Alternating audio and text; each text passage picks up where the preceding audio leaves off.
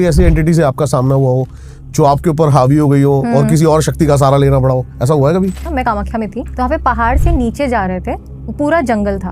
तो पीछे मेरे साथ में जो चल रहे थे वो कहते आवाज़ आ रही है पीछे कुछ, और पीछे चलने की आवाज़ आ रही है, धम धम धम। ऐसा लगा इस कान से कोई दूसरी तरफ, दूसरी कान की तरफ बहुत तेज चल गई। वो नीचे से मैं देख रही हूँ, नीचे से ऊपर ऊपर ऊपर ऊपर देखे जा रही हूँ। आपका जो 2 फ्लोर्स होते हैं ना, वहाँ तक की यक्षिणी दिख रही है। किसी भी जंगल में जाके साधना कर रहे हो, वहाँ पे बहुत यक्षिणियाँ होती हैं। सारी ये एंटिटीज आपको वहाँ पे मिलेंगी। क्या अपनी मौत को टाला जा सकता है तंत्र से, या फिर उसका समय बदला जा सकता हो? मृत्यु हमेशा के लिए नहीं रुक सकती है, लेकिन कुछ समय के लिए रोक सकते हो और उसका जो पेन है वो हटा सकते हो। लेडी अपने डॉग से इतना प्यार करती थी कि उसने उसके लिए रिचुअल करवाया उसे बचाने के लिए, महासंजीवनी की थी। 2 दिन बाद वो रिपोर्ट लेके वापस गई डॉक्टर के पास। उसी डॉक्टर ने बोला कोई घोस्ट एंटिटीज आपने देखा हो कि इंसान को, किसी ह्यूमन को ब्लैकमेल या फिर इमोशनल करके वो अपने वश में या फिर कंट्रोल में कर सकते हैं? बार बार अगर आपको सपने आ रहे हैं, डरावने सपने, उन चीज़ों के कि आप जो बहुत ज़्यादा चाहते हो वो आपसे छिन गई है, या बार बार अगर आपको डरावने सपने आ रहे हैं, तो सोच लो कि ये जो चीज़ें हैं आपके ऊपर भारी हो रही हैं। These are the reasons.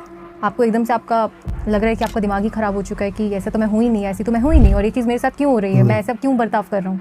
या आप नहीं हो, आपके आसपास के जो प्रेत हैं वो करवा रहे हैं सबकॉन्शियस में बैठकर। हाँ जी। ऐसा हुआ है क्या कभी किसी तांत्रिक के खिलाफ चली गई हो कोई एंटिटी, जैसे कि किसी तांत्रिक ने कोई यक्षिणी सिद्ध करी या फिर अप्सरा सिद्ध करी दूसरे का बुरा करने के लिए, या फिर कोई प्रेत सिद्ध करा दूसरे के ऊपर छोड़ने के लिए, लेकिन वो उसी के खिलाफ चले गए हो, कभी ऐसा हुआ है? एक तांत्रिक था, अपने आप को होता है ना जब घमंड आ जाता है तो पता नहीं क्या समझते हैं अपने आप को। तो वो जा रहा था, मैं जाऊंगा तारापीठ, वहाँ पे जाके मारन करके आऊंगा। टैक्सी में बैठा है आराम से, जंगल के बीच में वो टैक्सी रुक गई। कोई ऐसा मंत्र या फिर कोई ऐसी साधना जो आपको लगता है बहुत पावरफुल है, इंसानी जीवन को मतलब बदल दे? सबसे ज्यादा पहले आपके पास जो आती है, जो देवी आपको साक्षात दिखती है, वो माँ काली ही दिखती है। वो उनकी अगर आप साधना करते हो, ऐसी ऐसी चीजें और ऐसी ऐसी ट्रांसफॉर्मेशन होती है आपकी लाइफ में, आप इमेजिन नहीं कर पाओगे। क्या किसी तांत्रिक को अपनी जो सिद्धि या साधना है वो और तांत्रिकों से बचा के रखनी पड़ती है? हमारे यहाँ पे चलता है चोर गणपति। अब वहाँ पे जो भी तांत्रिक अपनी सिद्धि कर रहा होगा और वो दिख गया गणपति को, उठा के खींच के और उनको दे देगा। हाँ, अपने तांत्रिक को देगा। अगर किसी तांत्रिक को ये सिद्धि आती है, वो आपके अगर आज्ञा चक्र पे हाथ भी रख देगा और आपकी आंखों में देखेगा तो आपकी ऊर्जा खींचने लग जाएगा, तो आपकी सिद्धियां भी खींचने लग जाएगा। तो मैम क्या ये पॉसिबल है कि तंत्र से किसी इंसान को अमर बनाया जा सकता है या फिर उसकी लाइफ बढ़ जाए? ये प्रैक्टिकल है? अमर तो हमें काफ़ी 8 चिरंजीवियों के बारे में पता है। हाँ। तो वो चीज़ तो हमारे लिखी हुई है और सबको पता है उन चीज़ों के बारे में।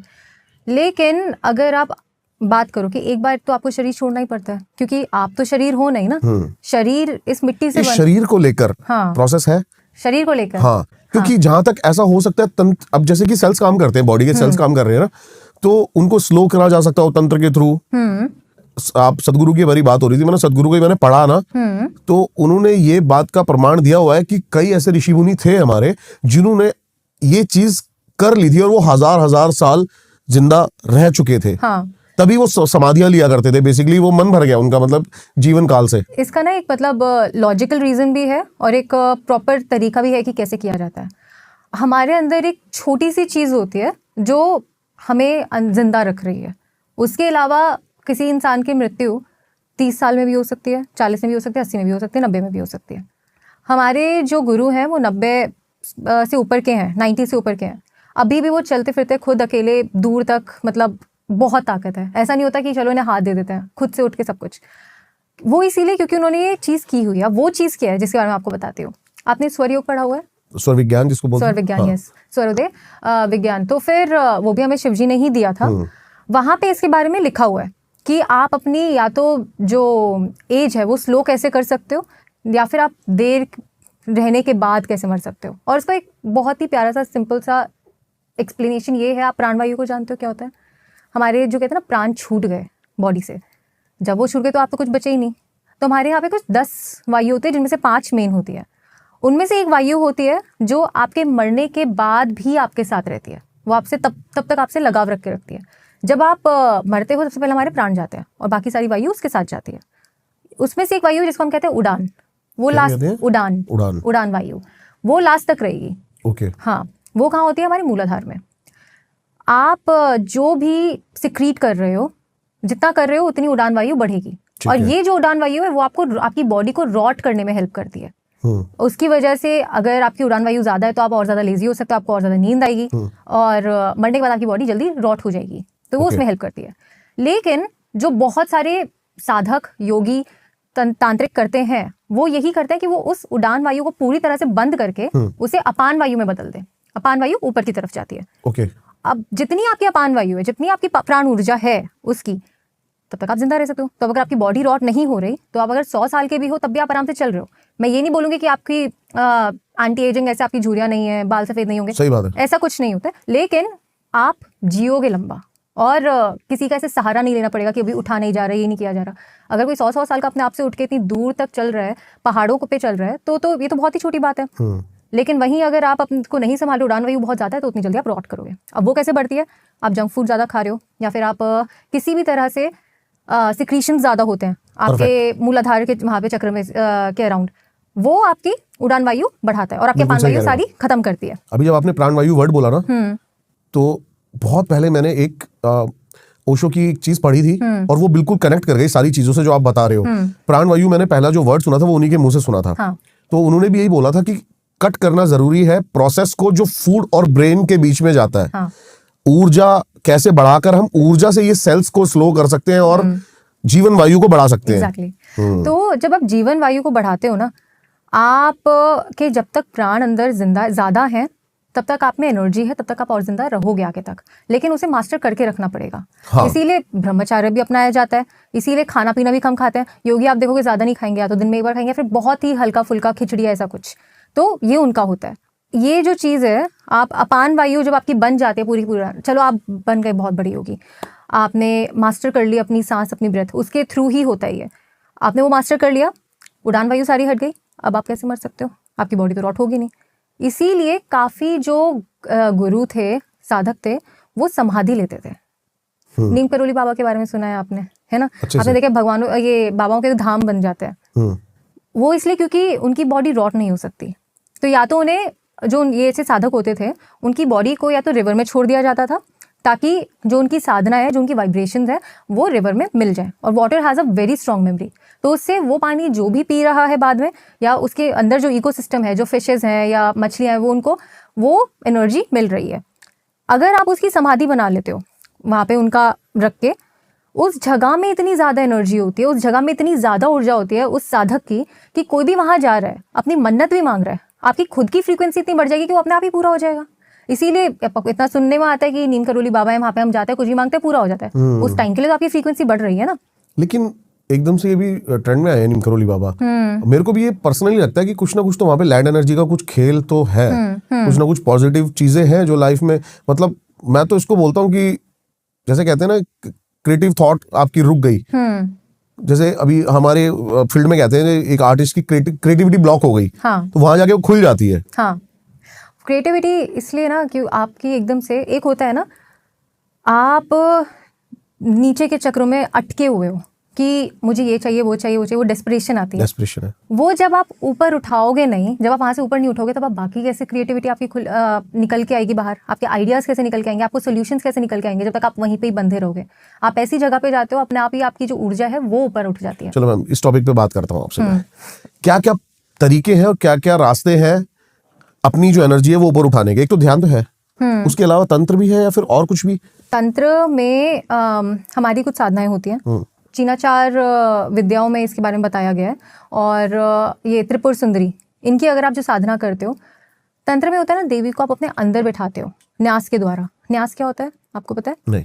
तो आप एक मंत्र का अलग अलग उसकी जो फ्रीक्वेंसी है वो अलग अपनी बॉडी के अलग अलग चक्रों में बैठाते हो, अलग अलग जगहों में। कुछ अपने आप माथे में बैठाओगे, कुछ अपने मुख में, कुछ अपने दिल में, कुछ अपने बीज में, ऐसे आपके कुछ न्यास होते हैं, उनकी एनर्जी। मतलब तो आप पहले देवी को अपने अंदर बिठाते हो, फिर उनकी पूजा करते हो, उनका बीज अपने अंदर बिठा के, तो फिर अपने देवी जैसे बनने लग जाते हो। अगर आप त्रिपुर सुंदरी की साधना जो करते हैं साधक, वो आपको ज्यादा ओल्ड नहीं दिखेंगे।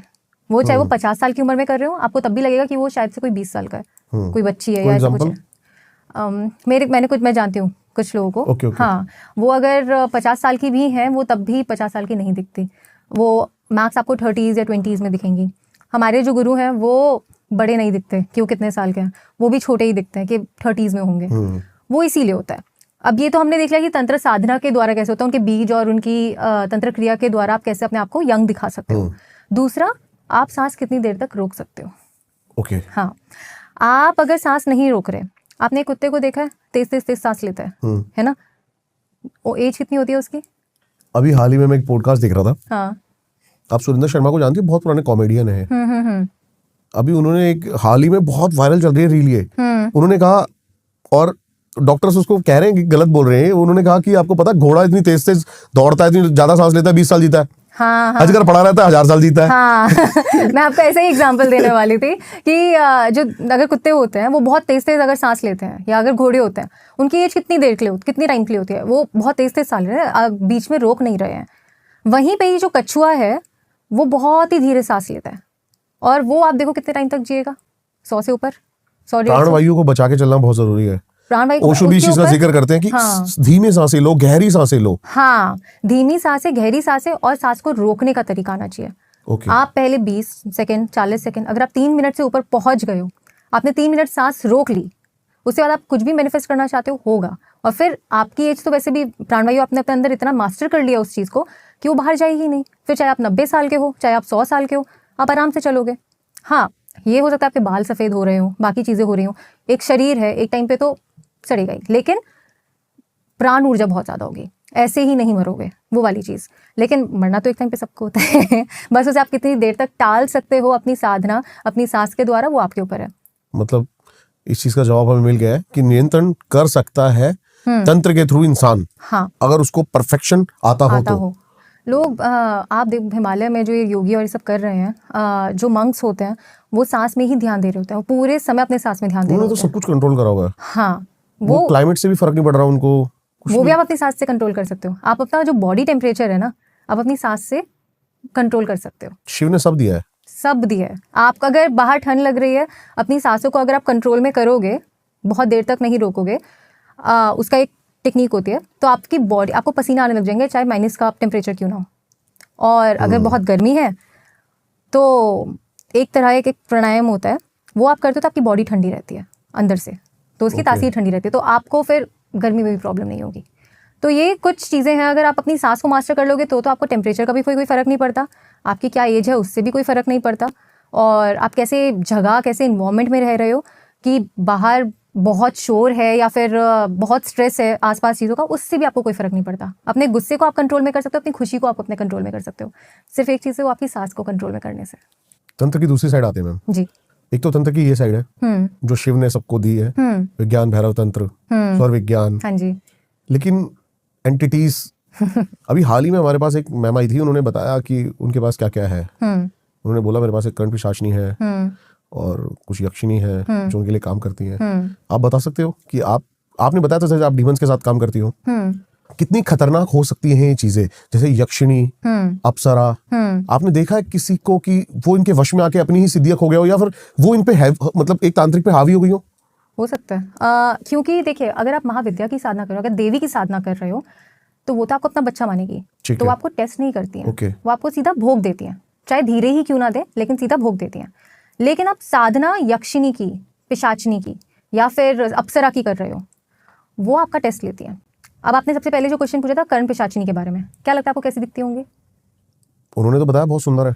हाँ, सही बताया, क्योंकि लोग उन्होंने सब पोर्ट्रे कर दिया कि कर्ण पिशाचिनी के नाम से ही कि उनके बड़े बड़े दांत हैं, वो इतने बहुत डरावनी, बहुत सुंदर है, बहुत सुंदर। कहते हैं ना, कर्ण पिशाचिनी सेक्सुअल एनर्जीज को साथ कनेक्ट करती हैं और आपकी ऊर्जा खींच के ले जाती है। आप अगर उनकी साधना करो, पहले बात को साध रहे हो, आप उनकी पूजा नहीं कर रहे हो, आप उन्हें साध रहे हो, इसलिए उसे साधना कहते हैं, है ना। उसे आप चाहते हो कि मुझे मिले, उसे साधना कहते हैं। अब आप जब ये साधना कर रहे हो कर्ण पिशाचिनी की, कर्ण पिशाचिनी किसकी गणिका है? नहीं पता। नहीं, वो कोई भूत प्रेत नहीं है, ठीक है। वो आप जो मातंगी देवी, दशो महाविद्या में से एक देवी है, माँ मातंगी देवी, उनका एक स्वरूप है। हर देवी का एक कुल होता है। दश महाविद्या, मातंगी देवी। हाँ, मातंगी देवी दशो महाविद्या में से एक तांत्रिक देवी है, जो माँ सरस्वती का तांत्रिक रूप है, जिसको हम मातंगी देवी कहते हैं। अब आपकी अगर माँ बगलामुखी हो गई, मातंगी हो गई, उन सबके नीचे भी उनके अलग अलग स्वरूप हैं। तो अगर मातंगी देवी के नीचे भी बहुत अलग अलग उनके नाम और स्वरूप हैं, उनमें से एक स्वरूप है उच्चेश चांडाली। तो जो उच्चेश चांडाली है के मातंगी क्रम में, वहां पे आपको कर्ण पिशाचिनी मिलती है, उनके साथ कर्ण पिशाचिनी चलती है। अब वो इतनी सुंदर होती है, इतनी सुंदर होती है कि जो तांत्रिक है वो अपने होश खो बैठते हैं। अब जब उनकी साधना हो रही होती है जो ना, वो वचन भरवाती है, वचन भरवाती नहीं, वो जब आपसे ये बोलेंगी ना कि वो जब आप आएंगी, आप खुद ही अपने होश खो बैठोगे और फिर बोलते हैं Okay. उन्होंने आपकी ऊर्जा छीन ली, उन्होंने कुछ कर दिया। आपको अपने ऊपर कंट्रोल होना चाहिए था ना, आपको नहीं करना चाहिए था ऐसा कुछ, क्योंकि वो जब आती हैं आपकी एनर्जी, आपकी कुंडलिनी शक्ति इतनी जल्दी उतनी ऊपर उठ जाती है कि आपको लगता है कि वो आपके साथ कुछ कर रही है। ओके ओके ओके हाँ। ओके, उनको देख के ही, उनको देख के ही उनका, आप उसका ध्यान कर रहे हो, एकदम से आपको आपकी ऊर्जा बहुत ज्यादा बढ़ जाएगी। अब जिसने वहां पे खो दिया तो वो सिर्फ आपकी ऊर्जा के साथ आपने जितनी भी साधना की है वो सब लेके चली जाएंगी, क्योंकि वो बहुत डिफिकल्ट होती है उनकी साधना। अगर आप बच गए तो वो आपके साथ हमेशा रहेंगे और आपका काम भी करेंगी। यहाँ पे जो अप्सरा है, यक्षिणी है, पिशाचिनी है, ये जल्दी काम करके देती हैं। आप महाविद्या के साथ करेंगे वो डेफिनेटली करेंगी, लेकिन उनका एक डिवाइन टाइमिंग होता है ना कि मुझे पता है इस बच्चे को इस टाइम पे अभी ये देना है। ओके, वो उस तरह से करती हैं। आप एक 5 साल के बच्चे को कॉलेज नहीं भेजोगे सीधा जस्ट बिकॉज वो कह रहा है कि मुझे कॉलेज जाना है ना। तो ये ध्यान महाविद्याएं रखती हैं। नीचे की उनके जो गण हैं, जो उनकी गणिकाएं हैं, उन्हें आप बोल रहे हो कि कॉलेज है ना, ठीक है चल कॉलेज लेके चली जाती हूँ। बाकी आपके ऊपर है वहाँ पे आप कैसे कोप कर पाओगे, वहाँ पे आप कैसे उस जगह पे रह पाओगे, वो तो आपने उनसे नहीं मांगा ना, नहीं पूछा, वो पूछती भी नहीं है। तो ये चीज़ है उनकी। लेकिन कर्ण पिशाचिनी की साधना में अगर आपने छोटी सी भी गलती की, क्योंकि उनका रूप ही इतना उग्र है कि वो फिर आपका सब कुछ लेके साथ में चली जाती है। क्योंकि तुम अगर नहीं ये सह पाते तो बुलाया क्यों, तंगी क्यों किया। ओके, हाँ, अलग अलग है। यक्षिणी अलग हो जाती है, पिशाचिनी अलग हो जाती है, अप्सरा अलग हो जाती है। तो हम इसके बारे में करते हैं बात। आपने भी हाल ही में कोई, जी, क्या था वो? हमने हर दिवाली में हम यक्षिणी, एक तरह की यक्षिणी के साथ काम करते हैं जिसको हम कहते हैं धनद यक्षिणी। हाँ, वो कुबेर के साथ होती है। तो ये जो भी यक्ष यक्षिणी होते हैं ना, ये आपके असुरों के उसमें आते हैं, राक्षस गण में आते हैं। अब जो ये यक्ष यक्षिणी होती हैं, उनकी आप साधना करते हो ना, आप अगर उन्हें देख भी रहे हो आंखें बंद करके, उन्हें बुला भी रहे हो और अपने ध्यान में पीले की जगह लाल भी देख लिया ना अपने ध्यान में, अपने आप को ध्यान से कि अच्छा नहीं मेरे को तो वो लाल में दिख रही हैं, तो वो गुस्से से आपके पास ऐसी तामसिक चीज़ें मांगने लग जाएंगे और फिर आप उन्हें हैंडल नहीं कर पाओगे। आप अब जब भी यक्षिणी की साधना कर रहे हो, you have to be very careful कि आप उस टाइम पे क्या खा रहे हो, आप गुस्सा कर रहे हो कि नहीं कर रहे हो, आपने कैसे कपड़े पहने हुए हैं, आप का इन्वायरमेंट कैसा है, ये सब बहुत मैटर करता है। क्योंकि अगर आप माँ यक्षिणी को सात्विक रूप में बुला रहे हो और आपने कुछ तामसिक चीज़ें ग्रहण कर लिया, उन्हें दे दी, तो वो भी तामसिक बन जाएंगे। अच्छा, फिर वो काम भी तामसिक करेंगी। अब आपको कौन से काम करवाने हैं, तामसिक कराने हैं या सात्विक कराने, वो आपके ऊपर है। ऐसा होता है लेकिन डेफिनेटली होता है ये, लेकिन बहुत तेज ऊर्जाएं हैं। आप जो भी काम करती हैं बहुत तेज करती हैं। लेकिन आपकी नज़रों में, मतलब देखो, जैसे कि मैंने भी कई सारे तांत्रिकों का पॉडकास्ट किया है, तो अप्सरा कहते हैं 21 दिन में सिद्ध हो जाती हैं, 41 दिन में सिद्ध हो जाती हैं। अगर पहले से आपने और साधना की हुई हो अपनी इष्ट देवी की, तो फिर हो सकता है इतने दिन का ही होता है कि जो साधना लेकिन दश महाविद्या को अगर आप सारी दशो महाविद्या को तो सिद्ध करना बहुत टाइम लग जाएगा। सबसे पहले तो आप अपनी एक पहली जो आपकी इष्ट देवी होगी दशो महाविद्या में, क्योंकि आपकी सबसे पहले तो आपको इष्ट मिलती है महाविद्याओं में से एक। बोलने को 10 है लेकिन है और भी महाविद्याएं, कुछ अराउंड 36 तक जाती है। और उनमें अगर आप उनकी साधना करने से पहले आपको 6 पुरुष चरण, करोड़ों मंत्र आपको अपनी देवी के करने पड़ेंगे। आपने वो पूरे कर लिए, उसके बाद आप जाके अलग। कितना टाइम लगेगा? लोगों को साल लग जाते हैं, लोग 6 महीने भी लग जाते हैं। जैसे एक लिमिट है ना कि एक बंदा एक मंत्र दिन में चाहे वो अपना 100% दे, इतनी बार ही कर सकता है, बस उससे ज्यादा बार नहीं कर पाएगा। ये चीज़ होती है कि अगर आप आज 1000 कर रहे हो ना और आपकी साधना चल रही है, तो कल भी आपको 1000 ही करने पड़ेंगे या उससे ज्यादा। कम किया तो साधना फलित नहीं होती है, कुछ भंग हो जाएगी। हाँ जी, हाँ। इसीलिए हमेशा या तो बढ़ाओ या फिर जितने कर रहे हो उतने करो, उस टाइम जोन तक, उस टाइम लाइन तक। मैं तो ये कहती हूँ पहले आप महाविद्या अपनी इष्ट को बिठाओ, वो आपको प्रोटेक्ट करेगी जब भी आप यक्षिणी और अप्सरा की साधना करने जा रहे हो, क्योंकि वो उनके ऊपर है। तो कुछ भी अगर वो आपको टेस्ट करने की कोशिश करते हैं, जो यक्षिणियाँ होती है ना, यक्षिणी अप्सरा, ये सारी की सारी सबसे पहले आपको टेस्ट करेंगी। वैसे तो आपके पास आनी जाएंगी आपका काम करने के लिए। अब वो टेस्ट कैसे करेंगी? आपको या तो टेम्प्ट करेंगी, कोई ऐसी चीज़ जो आपको चाहिए वो देंगी आपको, या तो क्रेविंग्स ऐसी करवाएंगी। और जैसे आप उसमें भटक गए, ठीक है तुम तो इसके भी लायक नहीं हो, तो तुम्हारे पास जो साधना है तुम उसके भी लायक नहीं हो, मैं शादी लेके चली जाती हूँ। तो दे आर ट्रिक्स्टर स्पिरिट्स थोड़ी सी, उनके साथ you have to be careful. और उससे पहले अपनी देवी को रखो। देवी अगर आ गई फिर आपको करना है, फिर आप काफ़ी आराम से हैंडल कर सकते हो ये चीज़ें। अच्छा, अभी मैंने हाल ही में एक वीडियो देखी थी, मैं नाम नहीं लूंगा उनका। वो क्या कर रहे हैं, कमरे के अंदर ना उन्होंने बहुत बड़ा सा पुतला बनाया हुआ है, अच्छा, ब्लैक कलर का, और उसके सींग है। हाँ, उसकी पूजा कर रहे हैं वो। हाँ। और हमारे पास एक पॉडकास्ट में बंदे भी आए थे, उन्होंने भी बोला कि मेरे ऊपर जब ब्लैक मैजिक कराया गया था या फिर कुछ ऐसा मुझे वशीकरण कराया गया था, तो मेरे को भी उस कमरे में ले जाके बोला गया था कि ऐसे किसी पुतले की पूजा कर। क्या है वो, आप जानते हो शायद उसके बारे में? पुतले की पूजा? हाँ, मैंने देखी नहीं है वो वीडियो। क्योंकि देखिए आप ये चीज़ ध्यान रखिए, यक्षिनी, अप्सरा, पिशाचिनी, पिशाचिनी जो होती है, इनकी अगर आप पूजा कर रहे होते हो ना, आपको उनकी साधना करनी है, उनको कमांड देना है। अगर वो आपसे सिद्ध हो गई तो आप उनकी पूजा नहीं कर सकते। अगर आप उनकी पूजा कर रहे हो तो आपके सर पे चढ़ेंगी, फिर आप वो जो मांगेंगे आपको वो देना पड़ेगा, लेकिन फिर आपका काम कैसे होगा? इसीलिए अभी हम जब साधना कर रहे थे तो कहते हैं वो चॉकलेट्स मांग रही है, मतलब चॉकलेट तामसिक है, वो अल्कोहल मांग रही है, नहीं देना बिल्कुल भी। कैसे है? चॉकलेट तामसिक है। वो उसमें जो भी चीजें होती हैं वो राजसिक और तामसिक एलिमेंट से ही बनी हुई होती है। ठीक है। आपको खाना ऐसा कुछ नहीं है जिसमें से आपका जो तमस गुण है ज्यादा निकले। आप अभी कौन सी पूजा कर रहे हो? मैं राजसिक और सात्विक, तमस में अभी जाती नहीं हूँ, तो हमारी मोस्टली राजसिक पूजाएं होती हैं जो कौल तंत्र में है। अब अगर आप यक्षिणी भी तामसिक गुण से आपको क्यों ही उन्हें सिद्ध करना है, क्योंकि जो तामसिक वाले गुण से आप सिद्ध करोगे वो किसी का मार काट ही करके आएंगे, या फिर उन्हें मार काट की चीजें देनी होंगी, या फिर काम उल्टी तरह से करके आएंगे। आपको उन्हें सिद्ध करना है सात्विक तरह से करो, सबसे बेस्ट वो है, क्योंकि वो भी सौम्य है उसमें, और जो काम होगा वो भी ठीक से होगा। मतलब दोनों तरीके से करा जा सकता है, तीनों तरीके से।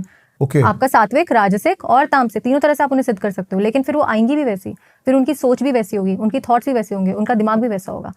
जितनी सात्विक रहेंगी उतना अच्छा है। आपको किसी का उल्टा काम करना है तब जाके आप सात्विक तामसिक करा रहे हो तो वो आपके ऊपर है, लेकिन फिर उनको झेलना भी आपको ही पड़ेगा, क्योंकि अगर तामसिक है तो उनको गुस्सा भी बहुत आता है। कभी कोई ऐसी एंटिटी से आपका सामना हुआ हो जो आपके ऊपर हावी हो गई हो और किसी और शक्ति का सहारा लेना पड़ा हो, ऐसा हुआ है कभी? ये काफी बार होता है।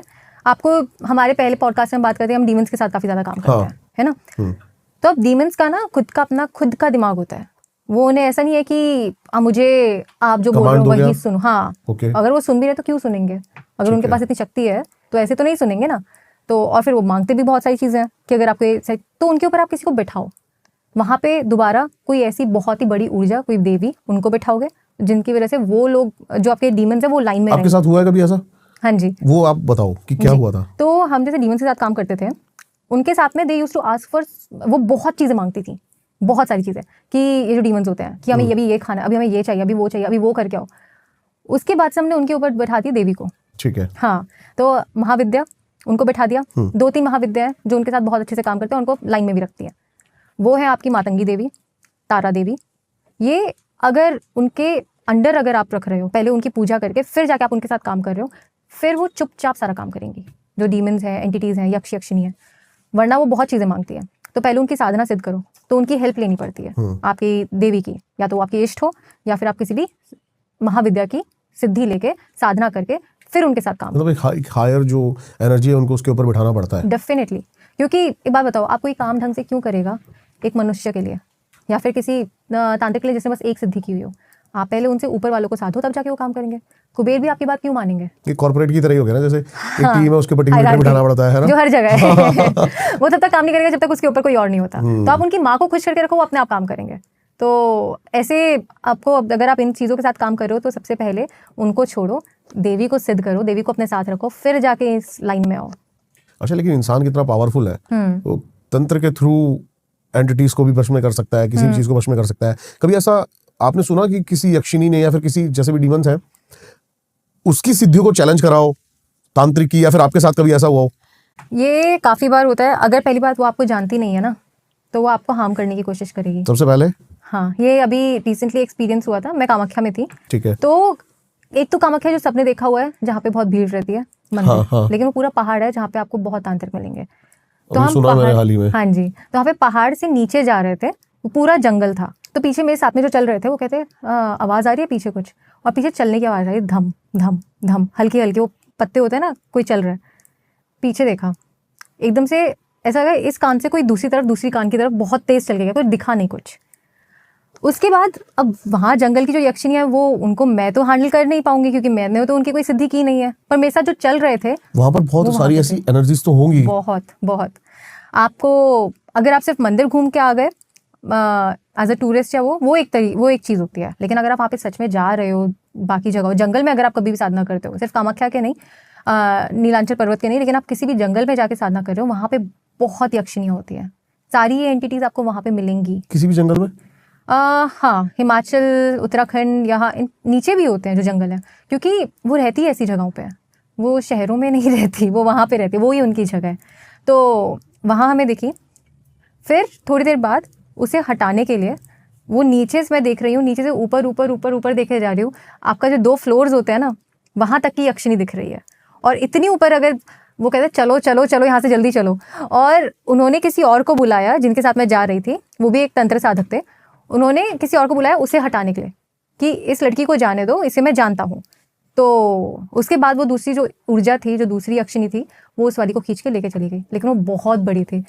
आपने देखी थी? हाँ जी, और ऊपर से कुछ नीचे फेंक के मारा था। हाँ। फिर जो दूसरी यक्षिणी थी वो आई और उसको लेके चली गई अपने अच्छा, साथ। ये नॉर्मल इंसान अगर वहां पर हो तो ये कितनी खतरनाक हो सकती हैं? बहुत, मिलोगे नहीं आप वापस। ये गुम हो जाते हैं लोग उसी जंगल में। तो अगर आप ऐसे जंगलों में जा रहे हो जहाँ पे तांत्रिक साधनाएं बहुत हो रही हैं, वहाँ पे आपको कभी अकेले नहीं जाना चाहिए। या तो जो उस जगह को जानता हो, उस जगह के बारे में पता हो, वहाँ जाके तब आप साधनाएं कर सकते हो। रास्ता भी खो सकते हैं लोग, ऐसी चीजें हो सकती हैं? रास्ता खो सकते हो, बीच में से कुछ भी आ सकता है, कोई भी आपको लेके जा सकता है, भटक सकते हो, वहीं पे ही बैठे रह सकते हो, ये चीज़ें काफ़ी होती हैं। तो मजा आता है ना, मतलब इन एंटिटीज को, इंसानों को परेशान करने में। जहाँ तक मैंने ऑब्जर्व करी है चीजें। हाँ, आप उनकी जगह पे जा रहे हो, आपके घर पे कोई भी ऐसे आ जाएगा, आपको खुशी होगी।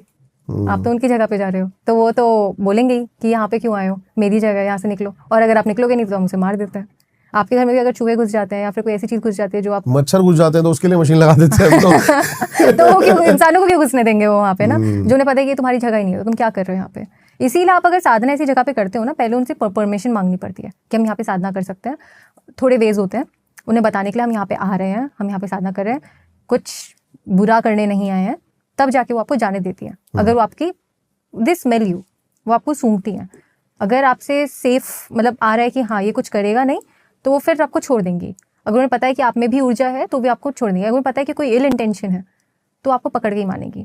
तो कोई ऐसा पर्सनल केस आपने देखा हो या सुना हो? देखिए, ये है ना, क्या होता है कि कुछ लोग आधी जानकारी के साथ ऐसी एंटिटीज के साथ काम करने लग जाते हैं और उनकी साधना करने लग जाते हैं।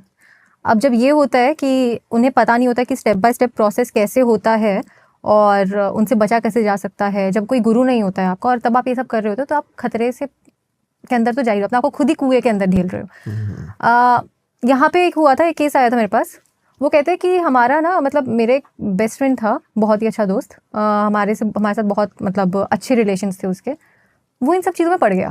अच्छा। हाँ, साधना ये सब करने में। तो उसके दोस्त की उस टाइम पे जॉब गई थी, जो क्लाइंट आए थे मेरे पास। तो उसने अपने बेस्ट फ्रेंड को बोला, उसका जो दोस्त, कि यार मेरी जॉब चली गई, कुछ कर। कहते तू ऐसा कर, ये ले 5 दिए और अपने घर पे रख ले, 4 कोनों में और एक बीच में दिया। अब उसने क्या किया कि वो जो साधना वहाँ कर रहा था ना, वो उनसे ऊर्जा मांग रही थी।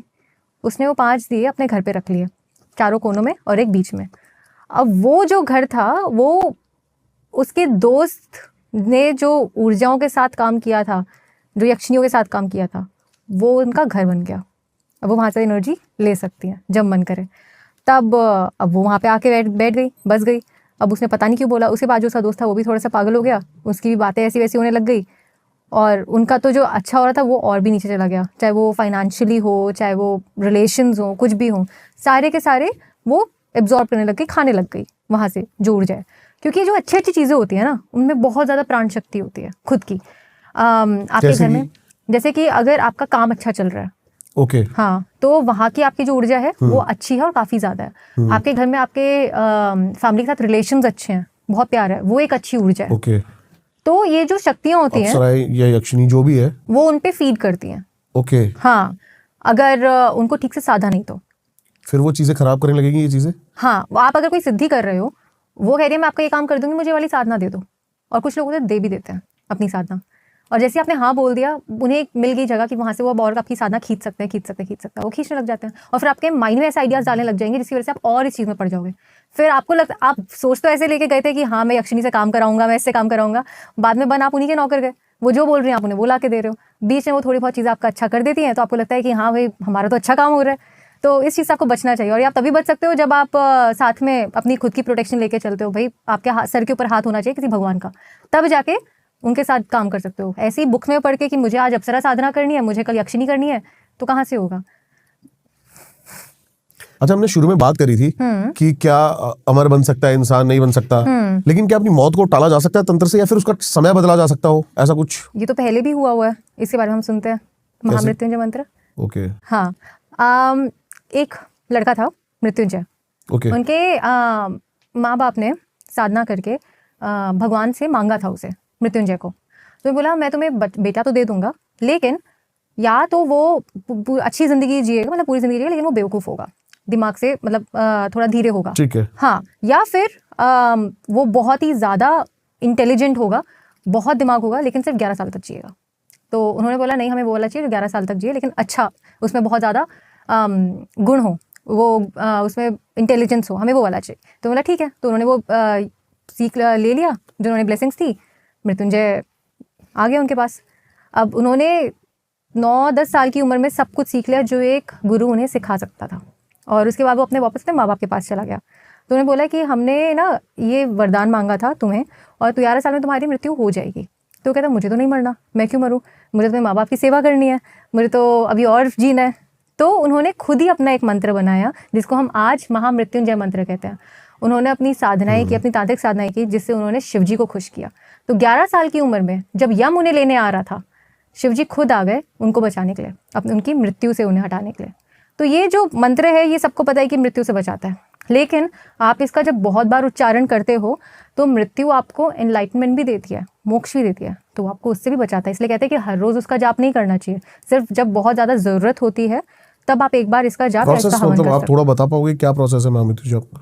महामृत्युंजय जो जाप है, एक तो पहली बात आप हर रोज़ नहीं कर सकते, एक लिमिटेड अमाउंट मंत्र का होना चाहिए, उतने ही कर सकते हो, या तो 108 बार करो या 11 बार, जितने भी। जितना आप करोगे आप सिर्फ मृत्यु नहीं टाल रहे हो, अपना मोक्ष भी टाल रहे हो। ओके, डेथ एंड एनलाइटनमेंट ये दोनों साथ साथ चलती है, क्योंकि आप जब मर रहे हो, जो आपको लगता है, हम क्या बोलते हैं एनलाइटमेंट में कि मैं हूँ ही नहीं। निर्वाण षटकम में क्या लिखा है कि मैं इंसान, मैं ये भी नहीं हूँ, मैं जो बोल रहा हूँ मैं वो भी नहीं हूँ, मैं ना तो अपना ईगो हूँ, ना ही मैं अपना प्राइड हूँ, ना ही मैं जेलसी हूँ, ना ही मैं कुछ हूँ, मैं बस शिवोहम, मैं ही शिव हूँ, वरना मैं कुछ भी नहीं हूँ। तो शिव जी ने जो दिया, ऐसा मतलब कि जब आप सोच लेते हो कि आप हो ही नहीं, मैं चला ही जाता है, तब आप एनलाइटन हो जाते हो। और ज़्यादातर लोगों का मैं तब जाता है जब वो मर जाते हैं, मृत्यु हो जाती है। आत्मा की मृत्यु कभी नहीं होती, शरीर की होती है, तो वो मैं तो सब शरीर के साथ ही चला गया। अब काफ़ी लोगों की डेथ के टाइम पे वो डर जाते हैं कि मृत्यु आने वाली है, सच है कि आएगी, लेकिन उस टाइम पे आप बचोगे कैसे? थोड़ी बहुत चीज़ें जो आप खुद कर सकते हो, महामृत्युंजय का जाप उस समय आप करवा सकते हो, या तो किसी पंडित से, या उसका हवन करवा सकते हो, या फिर खुद से कर सकते हो। नहीं तो और भी बहुत चीज़ें हैं जिसकी वजह से होता है। महासंजीवनी एक और जो बहुत ही सुंदर चीज़ भगवान शिव ने दी है, जिससे आप किसी को ठीक कर सकते हो, और सिर्फ इंसानों का ही नहीं, जानवरों का भी होता है। अब इंसानों का तो एक था कि एक नोएडा में ही एक रहते थे फैमिली, तो उनके जो पिताजी थे वैसे थे, ओल्ड थे काफ़ी, हैं कुछ 75-80 ईयर्स के होंगे।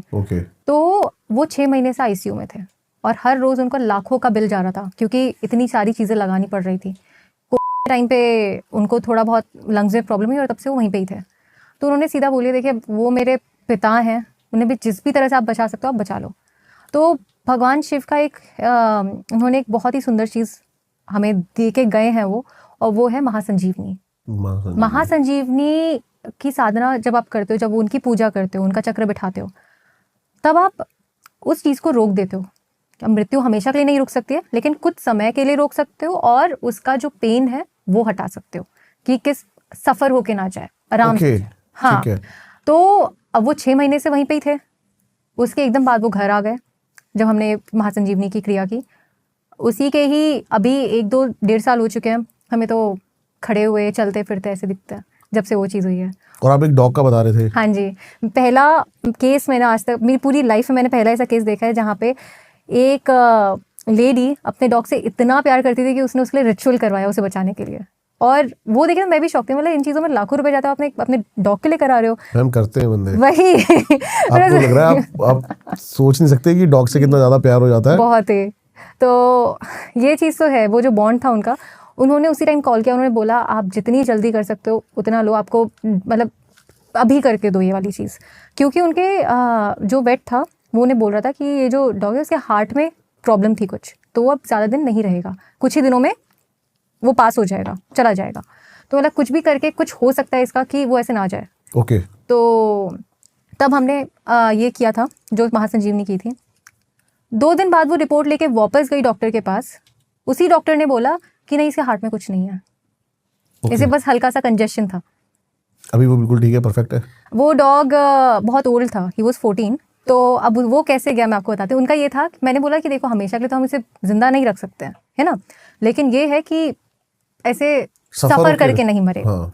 तो उनका जो डॉग था, फरवरी में वो उसका रिपोर्ट आया, वो एकदम ठीक हो गया। उसके बाद से वो एकदम ठीक जिया।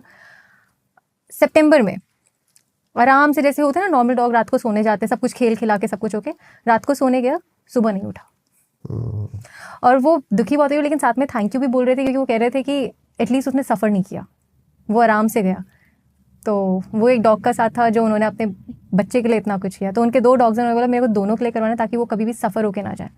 और इसीलिए ये चीज़ हमने अपने डॉग्स के लिए भी की हुई है, क्योंकि उन्हें भी ऐसे सफरिंग की ज़रूरत नहीं है, तो हमारे भी अच्छे खासे जी रहे हैं। ये थॉट भी बड़ी पेनफुल है कि हमारे डॉग चले जाए। पता नहीं कैसे मेरे साथ होता है कि जो चीज़ मैं सोच रहा होता हूँ मेरे आगे उनकी बातें होने लगती हैं। जैसे मैं आपको बता रहा हूँ कि मैं कुछ सोच रहा हूँ और एकदम से 2-3 दिन बाद सुबह फीड में ओशो की वीडियो आती है और वो सॉल्यूशन होता है। ऐसा होता है बहुत सारी चीज़ें, बहुत सारी बार।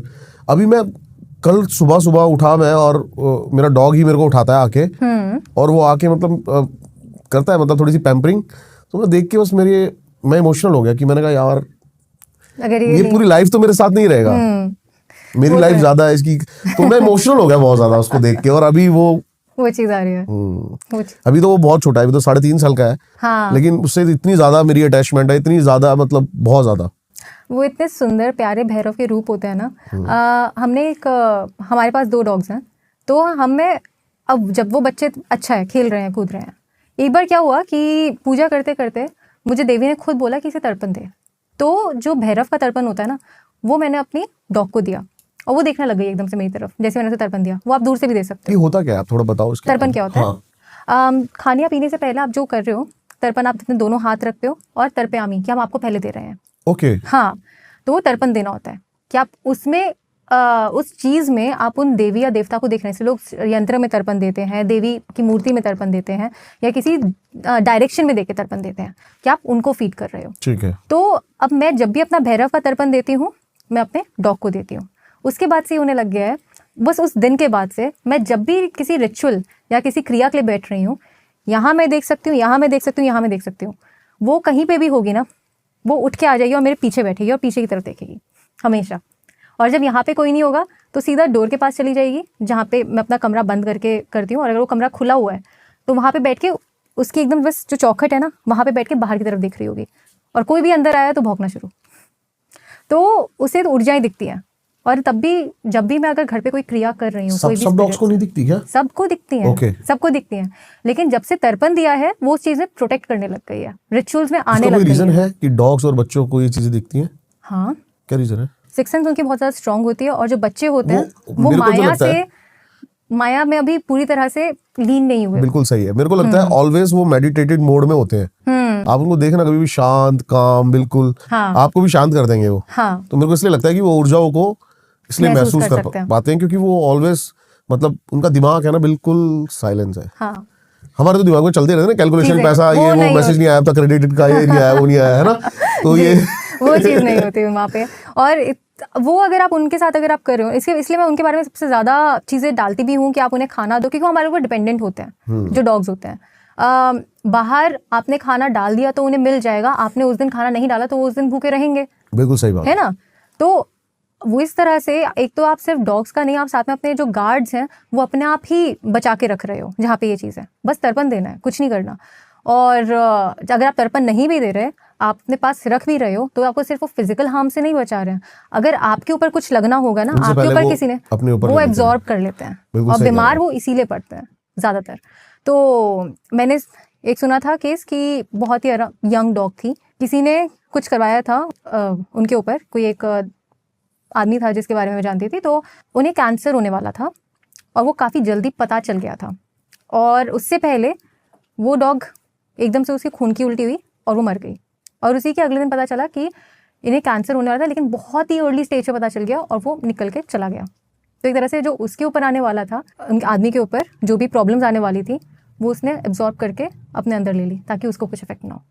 तो ऐसे ये जो जानवर है आपकी बहुत ज़्यादा हेल्प कर सकते हैं। आसपास की चीजों को आप अच्छे से रखोगे तो आपको काफी कुछ सिखा के चले सही जाएंगे। बात। जी। कोई घोस्ट एंटिटीज आपने देखा हो कि इंसान को, किसी ह्यूमन को ब्लैकमेल या फिर इमोशनल करके वो अपने वश में या फिर कंट्रोल में कर सकते हैं? डेफिनेटली। ऐसा हुआ कभी कुछ?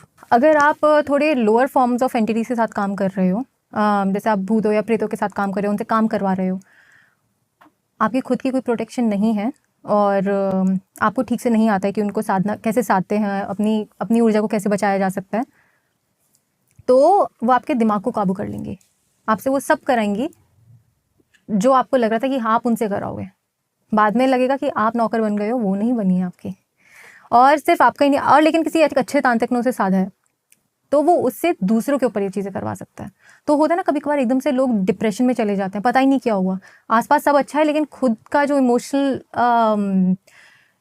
हेल्थ है वो एकदम ही ख़राब हो जाती है। पता नहीं कम क्यों लग रहा है, बेचैनी क्यों हो रही है। ज़्यादातर या तो आपके ऊपर किसी ने कुछ छोड़ दिया होता है और वो आपको ऐसा फील करा रही है।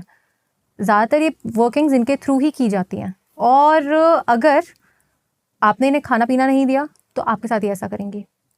बार बार अगर आपको सपने आ रहे हैं, डरावने सपने उन चीज़ों के कि आप जो बहुत ज़्यादा चाहते हो वो आपसे छिन गई है, या बार बार अगर आपको डरावने सपने आ रहे हैं, तो सोच लो कि ये जो चीज़ें हैं आपके ऊपर भारी हो रही हैं।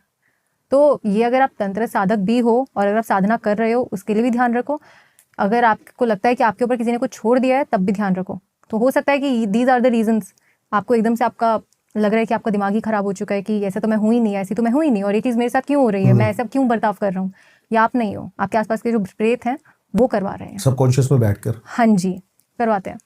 आपको ऐसे सपने दिखाएंगे ताकि आप चैन से सो भी ना पाओ। बहुत सारे नए नए तांत्रिक होंगे जो नई नई प्रैक्टिस करते होंगे चीजें। तो कभी ऐसा हुआ है क्या कि कभी किसी तांत्रिक के खिलाफ चली गई हो कोई एंटिटी, जैसे कि किसी तांत्रिक ने कोई यक्षिणी सिद्ध करी या फिर अप्सरा सिद्ध करी दूसरे का बुरा करने के लिए, या फिर कोई प्रेत सिद्ध करा दूसरे के ऊपर छोड़ने के लिए, लेकिन वो उसी के खिलाफ चले गए हो, कभी ऐसा हुआ है? हाँ, एक केस था, एक तांत्रिक था, अपने आप को होता है ना जब घमंड आ जाता है तो पता नहीं क्या समझते हैं अपने आप को। तो वो जा रहा था मैं जाऊंगा तारापीठ, वहाँ पे जाके मारन करके आऊंगा, इसका कुछ लोग का मारन करके आऊंगा, वहाँ पे मारन क्रिया करवा के आऊंगा। ये कितना आसान है वैसे? हाँ, मतलब ये बात बोलना, मतलब आप तो इतनी इजीली बोल दिया आपने, मैं जाऊंगा उसका मारन करके आऊंगा। तो वो भी ऐसे ही जा रहा था ना, बहुत अच्छा। कॉन्फिडेंस से कि बहुत आसान है, चलो मारन करके आऊंगा। तो वो तारापीठ जा रहा था। अब रास्ते में उसकी कुछ था ही नहीं, उसके पास कॉन्टैक्ट भी है वहाँ पे, कहाँ से कैसे करवाना है, कैसे करना है। टैक्सी में बैठा है आराम से, जंगल के बीच में वो टैक्सी रुक गई। वहाँ पे गुंडे पता नहीं कहाँ से आए, ऐसी जगह पे जहाँ पे घर भी नहीं है एक, उस जंगल से गुंडे आए, उसके सारे पैसे ले लिए, उसका सारा सामान ले लिया, उसके सारे कपड़े भी ले लिए। उन पे मारन क्रिया नहीं चली? मारन के वो वहाँ तक पहुँच ही नहीं पाया। ओके। हाँ, और वहाँ पे उसकी वो टैक्सी के साथ चले गए वापस। वो जंगल के बीच में बिना कपड़ों के, बिना किसी चीज़ के, बिना पैसों के वहीं पे ही था, और ना ही हाथ में फ़ोन था। फिर किसी तरह से कहीं पे पहुँचा, फ़ोन किया लोगों को कि मुझे यहाँ से बचाओ, फिर से बात तो कहाँ मारन क्रिया करने जा रहे, फिर तो वापस घर ही याद आएगा ना। तो ये यक्षिणी आपको लगता है कि हाँ हम तो साध लेंगे, हम तो काम करवा लेंगे, ये आपसे भी बहुत बड़ी है। अगर आप ठीक से नहीं आता है ना ये सारी चीज़ें, और पहली बार अगर इसमें उतर रहे हो तो you have to be very careful. आप अगर यक्षिणी को साधने की कोशिश कर रहे हो ना, हाँ जी, तो always take care of some rules. वही मेरे को आप बताओ कि तांत्रिक को जिसे नया नया कोई प्रैक्टिस कर रहा है और वो सिद्धि कर रहा है यक्षिणी की, अप्सरा की, सबसे कॉमन गलती वो क्या करता है और उसको क्या नहीं करना चाहिए? कुछ सबसे पहली चीज़ ध्यान। आपको लगता है कि आप किसी भी तरह से उनका ध्यान कर सकते हो, हाँ मुझे ऐसी दिख रही है, ऐसी दिख रही है, ऐसी दिख रही है। अगर आप एक कोई सात्विक यक्षिणी की साधना कर रहे हो तो आपको वो सात्विक ही दिखनी चाहिए। आप उन्हें, अगर वो पीले कपड़ों में है तो आप उन्हें लाल कपड़ों में नहीं देख सकते। अगर आपने बस देख भी लिया ना तो वो गुस्से में हो जाएंगी, फिर उन्हें खाने में मांस चाहिए होगा, ये सारी चीज़ें चाहिए होंगी। तो आप पहली बात तो देख भी ऐसे नहीं सकते। तो आपकी जो माइंड, जो इमेजिनेशन पावर है वो बहुत स्ट्रांग होनी चाहिए, आपका फोकस बहुत ज़्यादा स्ट्रांग होना चाहिए। दूसरी चीज़, उनकी पूजा नहीं करनी है, उनकी साधना करनी है। पूजा मतलब आप उस चीज़ को पूज रहे हो, पूजो आप महाविद्याओं को, पूजो आप अपने भगवानों को, उनकी साधना करो, उनके साथ काम करो। आपको उन्हें कमांड करना होता है, उन्हें काम देना होता है। वो कमांड आपकी वो सिर्फ तभी सुनेंगे जब आपके ऊपर कोई होगा। तो उनकी पूजा करोगे तो आप ही उनके नौकर बन जाओगे, आपसे ही वो सारे काम कराएंगी, थोड़ी बहुत चीज़ें आपको देके लोग खुश हो जाते हैं उसमें, और बस। तो दूसरी बात, पूजना नहीं है, साधना करनी है, दोनों में बहुत बड़ा डिफरेंस होता है।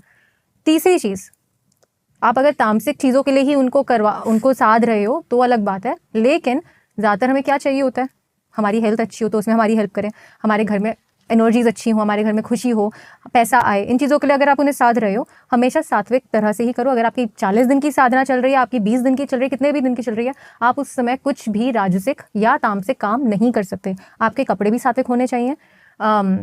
उस समय आप लाल काला ऐसे कपड़े नहीं पहन सकते, या तो सफ़ेद पहनो या फिर पीला पहनो, या जिस भी देवी की आप साधना, जिस भी यक्षिणी की आप साधना कर रहे हो उसके अकॉर्डिंग। खाना खा रहे हो तो सात्विक खाओ, दिखने में भी वैसा ही होना चाहिए, सफ़ेद पीला जैसा भी है। आप पूरी तरह से आप ब्रह्मचार्य अपना रहे हो, वो चीज़ होनी चाहिए, क्योंकि आप नहीं अपनाओगे तो वो चीज़ तामसिक हो जाएगी, राजसिक हो जाएगी। कुछ आप ऐसा ग्रहण नहीं कर सकते, अल्कोहल, ये सारी चीज़ें, वरना वो भी मांगेगी।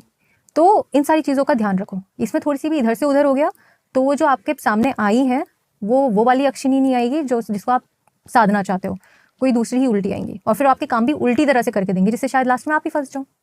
तो इसका आपको बहुत ध्यान रखना चाहिए। आप जैसे बात कर रहे हैं बार बार सात्विक सात्विक सात्विक, लेकिन कुछ ऐसे तांत्रिक हैं जो तामसिक को बहुत ज्यादा प्रेफर करते हैं, जो तामसिक को प्रेफर करते हैं, हाँ, और वो सात्विक को बहुत स्लो प्रोसेस मानते हैं, वीक प्रोसेस मानते हैं। आपके देखिए, नजरों में दोनों इक्वल पावरफुल है?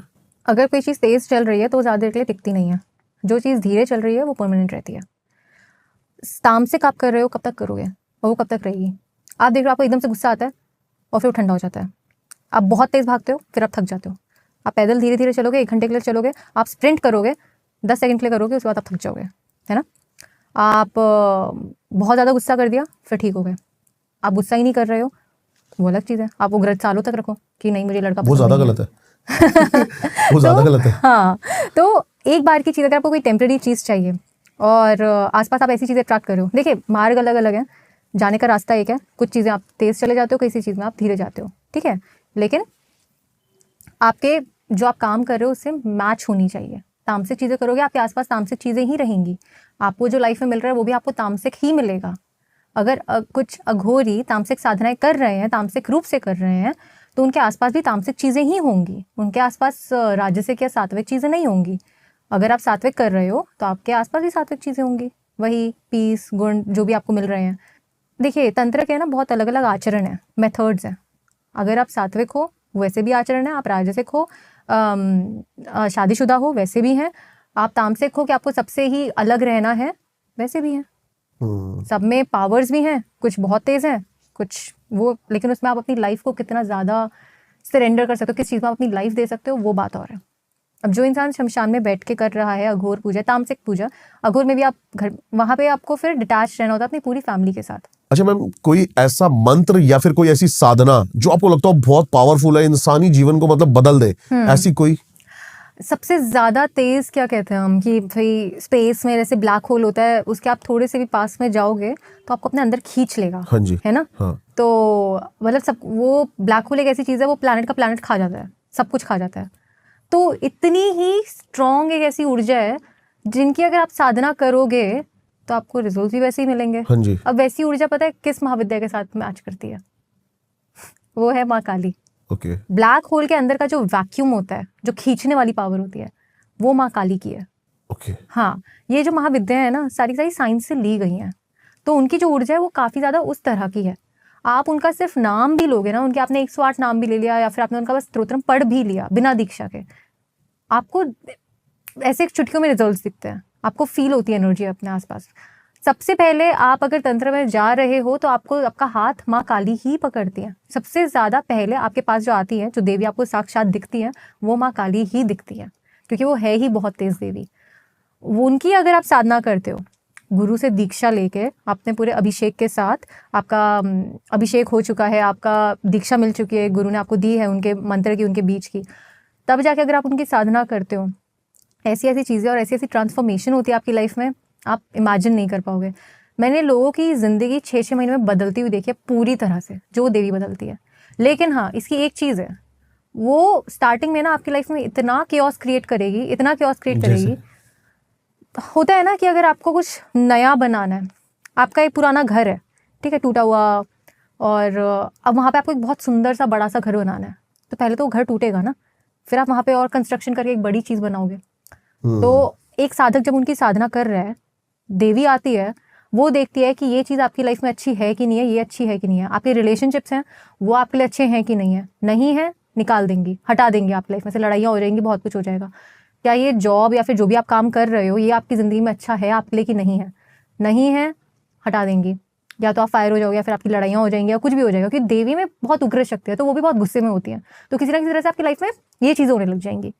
और उसी के एकदम बाद आपको ऐसी चीज़ें मिलने लग जाएंगी जो आपके लिए बहुत अच्छी है। सोचा भी नहीं था। हाँ, आपने सोचा भी नहीं था। मतलब आप चाहते हो कि आपको पत्थर मिले, आपसे पत्थर छीन लिया और आपके हाथ में हीरा रख दिया, ऐसा देवी करती है। तो वहाँ पे लेकिन आपको पूरी तरह से आप उनकी साधना कर रहे हो ना, तो सरेंडर होना है पूरी तरह की, नहीं मेरे को अपने कंट्रोल में रखनी, ये मुझे नहीं, मैं नहीं चाहता कि ये चीज़ मेरी लाइफ से जाए।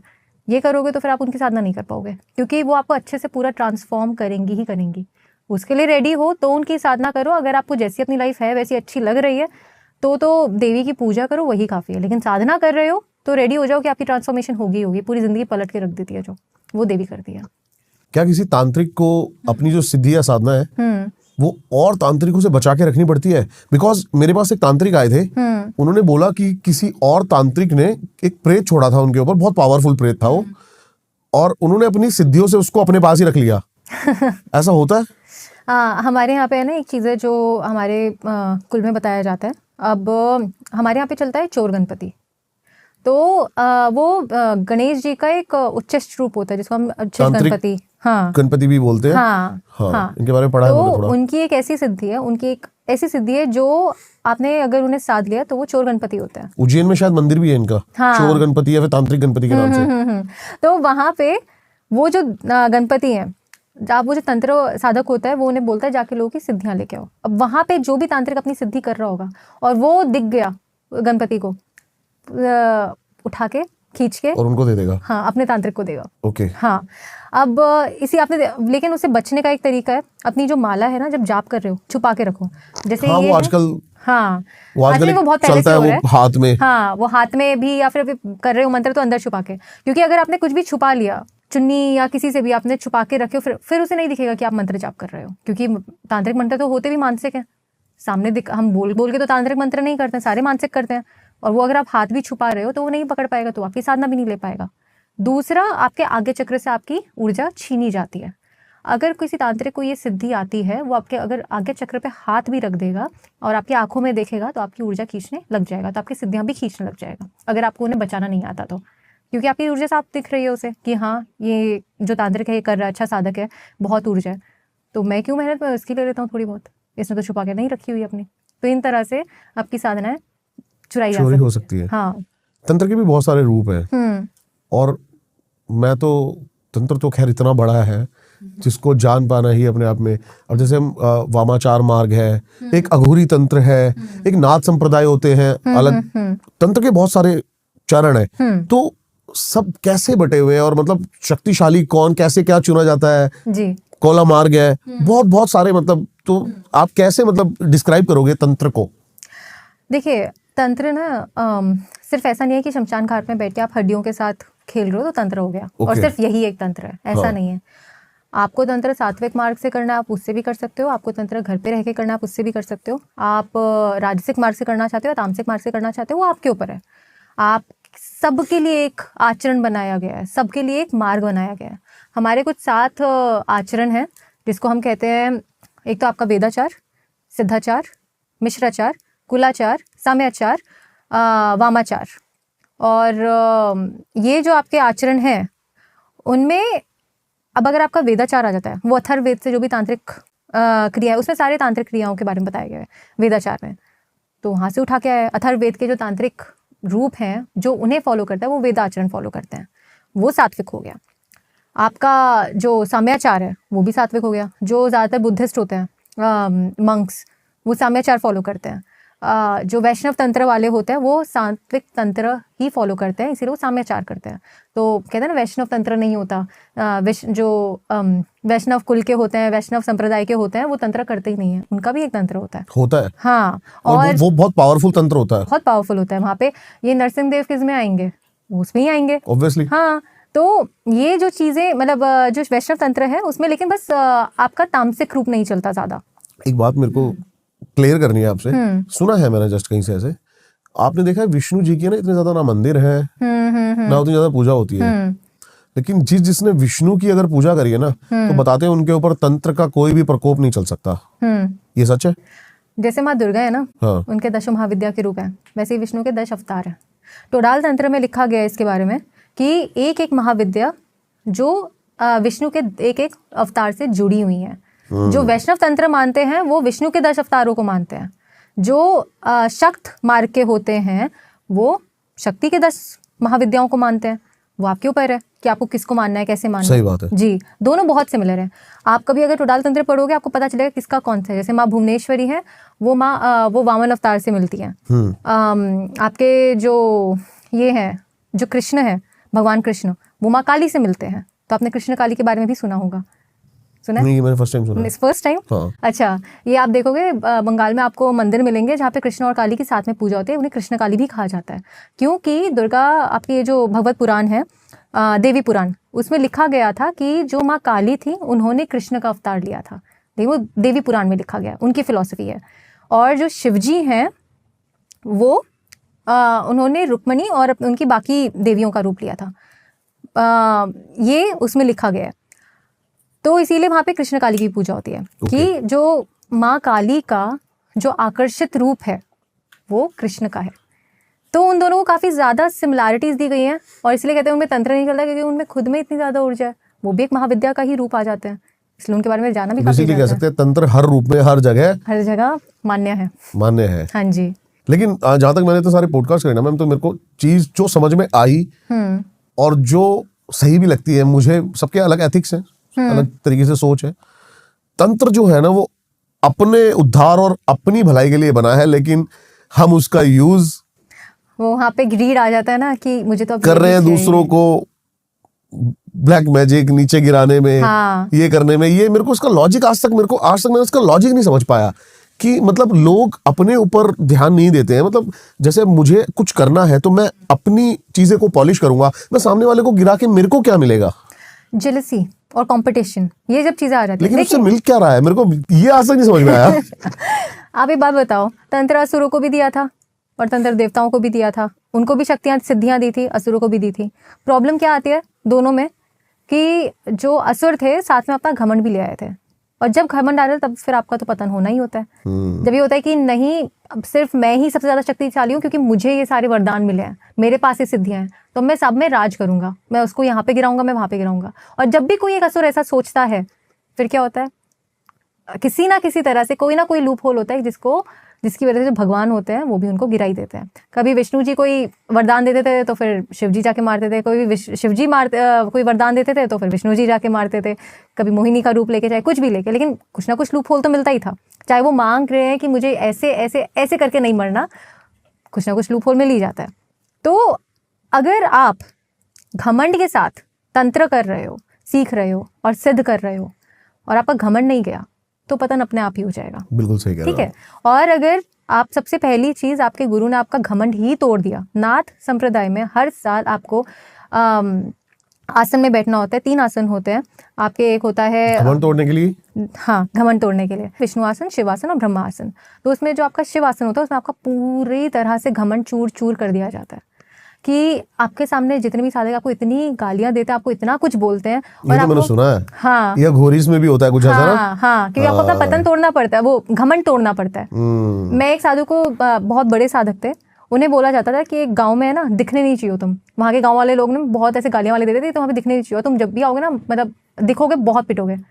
वो तब भी हर 3-4 महीने में वहाँ पहुँच जाते थे, पिटते थे अच्छे से, वापस आ जाते थे। फिर 3-4 महीने वापस जाते थे, पिटते थे, वापस आ जाते थे। तो उनके शिष्यों ने बोला कि आप क्यों जाते हो? कहते मेरे को कभी अपना घमंड तोड़ने का मन करता है ना, तो वहाँ पे जाके पिट के आ जाता हूँ।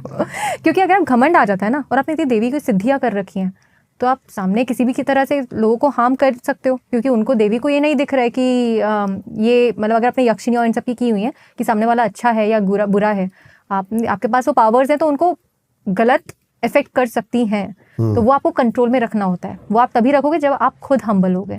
आप में घमंड आ गया ना, तो आप चीज़ सिखा पाओगे, ना ही आप वो चीज़ ठीक चीज़ के लिए यूज़ कर पाओगे। पॉडकास्ट का एंड हो गया है।